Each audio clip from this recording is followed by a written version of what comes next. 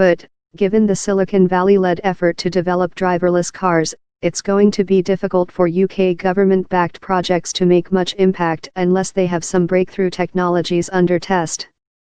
To date, however, there's no public evidence to suggest that the UK is ahead of the pack. Government support for driverless vehicles might be justified if its impact on the clogged-up transport system is clearly beneficial.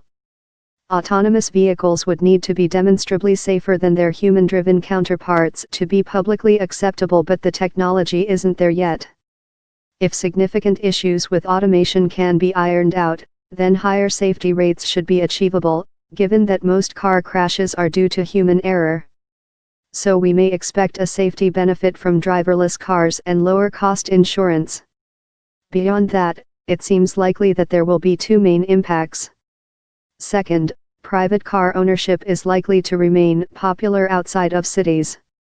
Driverless cars might be expected to allow new options, such as sending a vehicle home unoccupied, after delivering a passenger to their workplace. It's then freed up for use by others living in the same household. This could reduce car ownership per household, but would increase the number of miles traveled in one vehicle. Another option would be parking on the move, programming a car to cruise round the block while the passenger nips out to the shops. However, such unoccupied vehicles would add to traffic and worsen congestion in urban areas, so they would need to be regulated to give priority to occupied vehicles. A key test for any new autonomous vehicle technology is its positive and negative impacts on traffic congestion.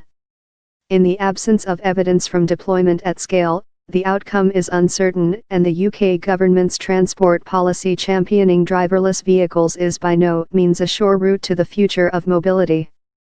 But where does that leave the UK government's pledge to be a world leader in an increasingly crowded market, especially given that big questions still hang over the technology's deployment at scale?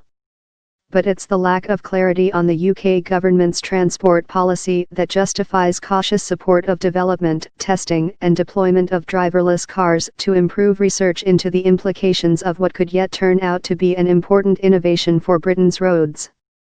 Which brings us neatly back to the UK Transport Ministry's bold statement: these measures will help realise the Chancellor's vision that fully self-driving cars will be on UK roads in as little as 3 years.